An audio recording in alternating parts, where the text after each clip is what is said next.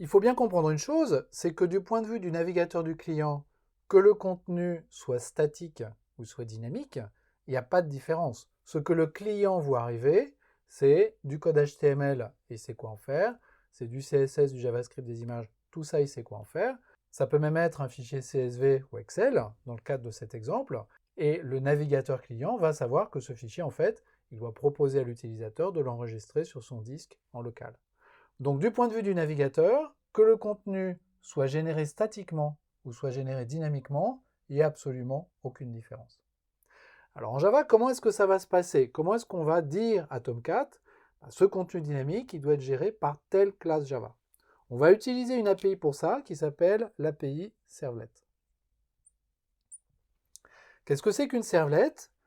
C'est une classe Java particulière qu'on va configurer d'une certaine façon, qu'on va déclarer auprès de Tomcat. Et Tomcat va savoir que quand on fait une requête sur cette URI qui se trouve ici, c'est cette servlet particulière, donc cette classe Java particulière qu'il va falloir invoquer. Cette classe Java, on va voir sa forme, on va voir un exemple, on va voir comment elle est faite.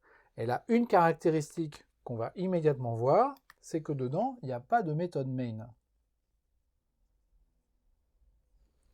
Jusqu'à présent, tout le code qu'on a exécuté en Java, il y avait une méthode main et on exécutait cette méthode main qui faisait le travail qu'on avait besoin de faire. Quand on fait des applications serveurs comme ça, on ne programme plus de méthode main. On programme par exemple une servlet, puis on va voir d'autres technos, on la confie à Tomcat et c'est Tomcat qui va déclencher l'exécution de cette servlet.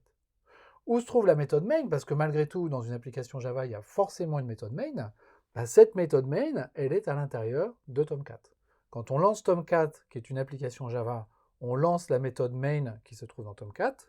Cette méthode main va faire tout un tas de choses pour découvrir les servlets que l'on a déclarées auprès de Tomcat et que l'on a associées à des URL.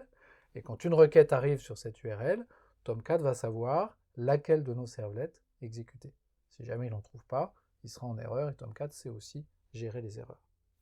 Dans ce contexte-là, on voit qu'en fait, une servlet agit comme un callback. Callback sur une requête HTTP sur une URL particulière. On envoie une URL, on donne un callback en disant quand cette URL est invoquée, je veux que ce soit cette servlet qui soit exécutée, et c'est Tomcat qui fait le boulot, qui va associer cette URL à cette servlet, prendre le résultat généré par cette servlet et renvoyer ce résultat vers le navigateur du client.